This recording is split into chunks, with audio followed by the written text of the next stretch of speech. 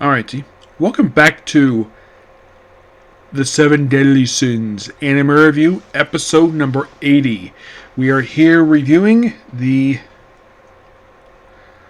34th episode of the series, Wavering Hearts, with the depths from chapters 110 to 112.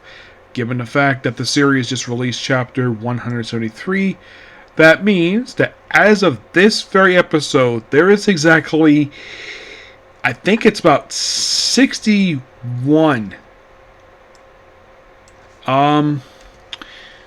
Yeah, 61 chapters left of that for the whole series. Yep. So here's kind of what happens.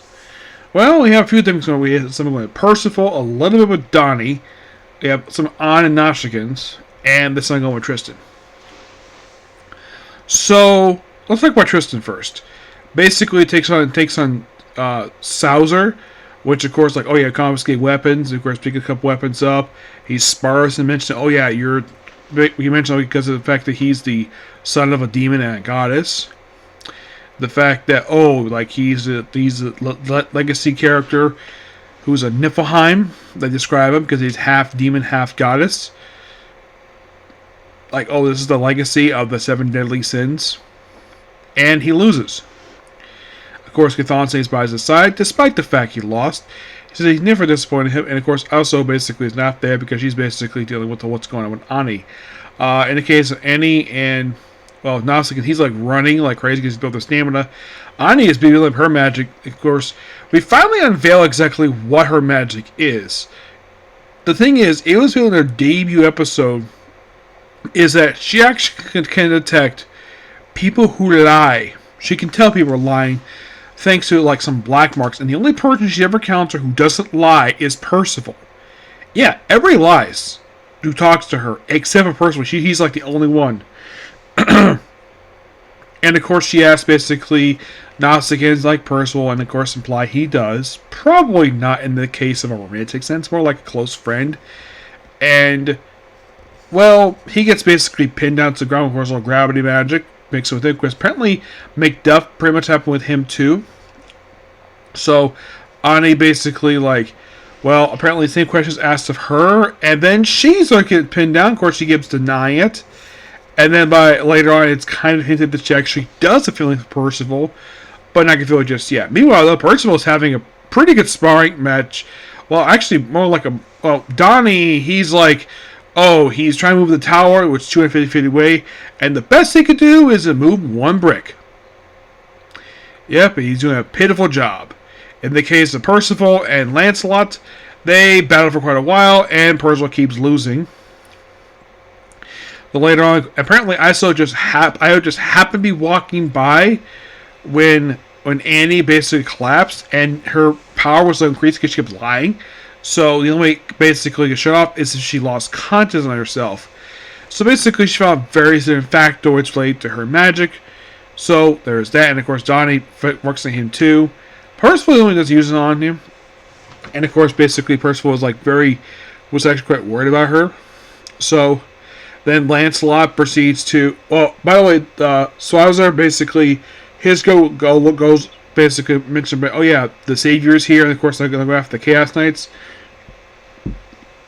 Good on in the episode. By the way, I mentioned in my Blue Exorcist review that in the case of that one where some of the characters' screen time was cut due to time, this one, no.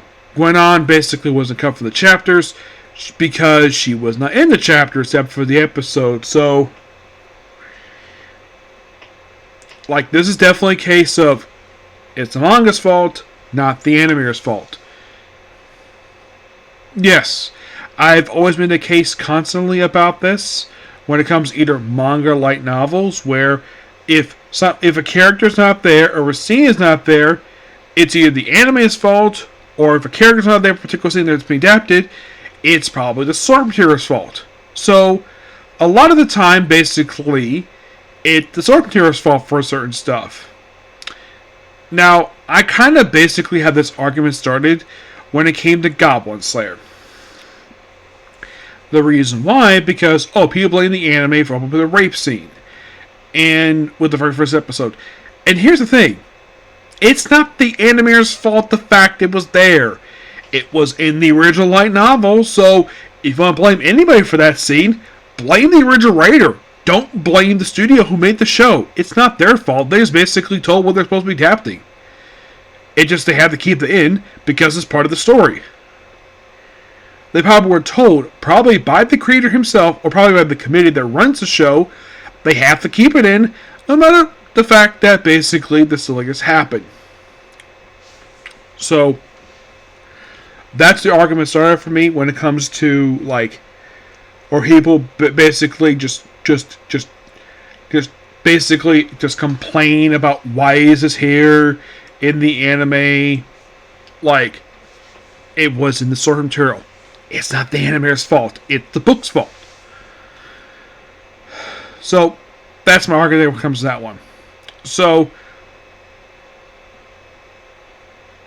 I have maintained this argument for the last few years. So you might think, animators or source?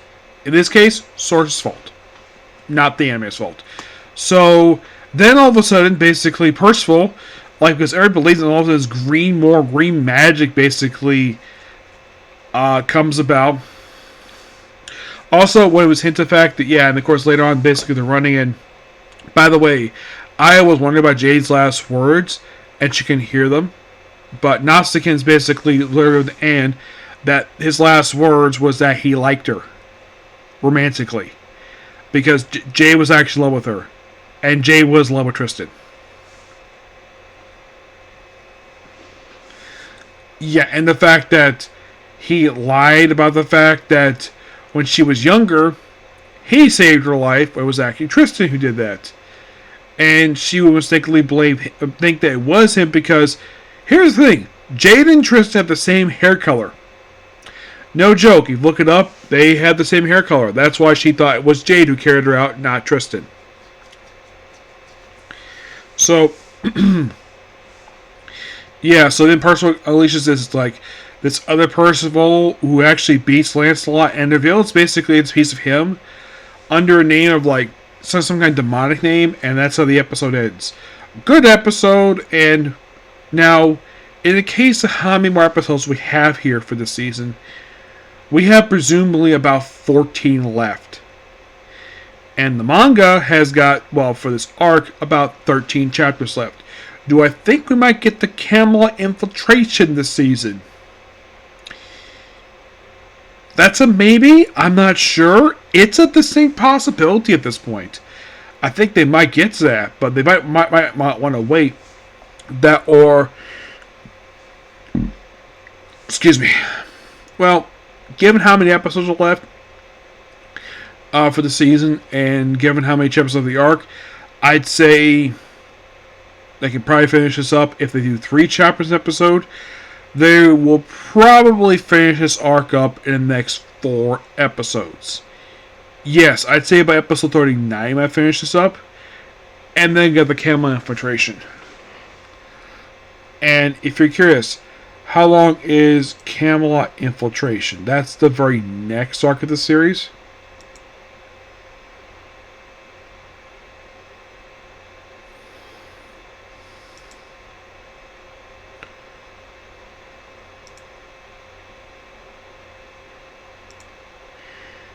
Camelot infiltration is actually not that long.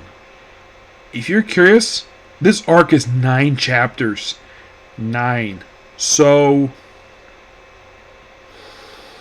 there's a slight possibility they might get this arc this first season. Yeah, definitely.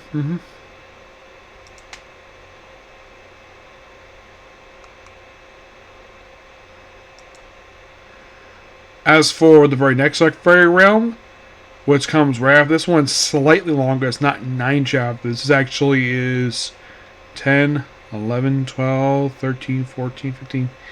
This is roughly 16 chapters. So,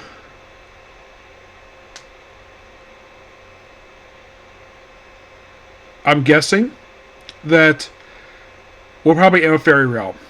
Yeah, I think so. By the way, the current arc of the manga is the Outflowing Gladiator arc. And it's the current arc. It's one of the chapters is 154. So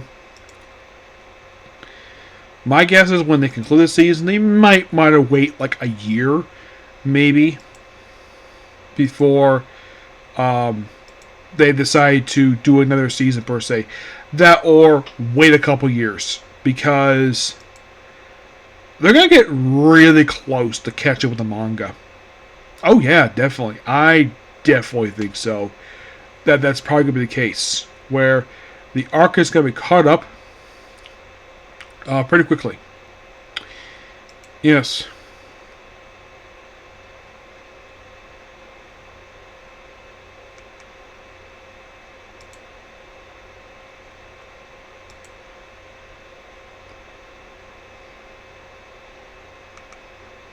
Yeah. That or the fact that they might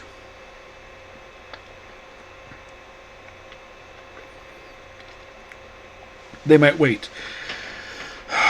It depends on how much they're going to do for this season. Yeah, it just depends.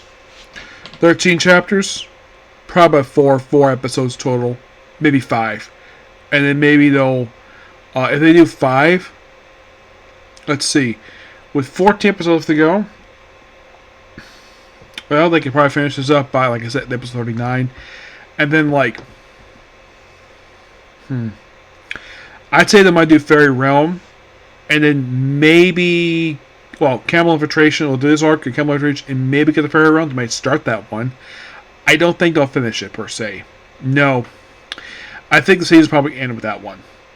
But we'll find out and see when it comes to that. Yep. So yeah, that's particularly a particular view. Please be sure to like, comment, subscribe, turn notifications, and do this like button. Next up, we have is a Comic Corner. And that's where I'm going to be for tonight. Okay? Thanks, you. Bye.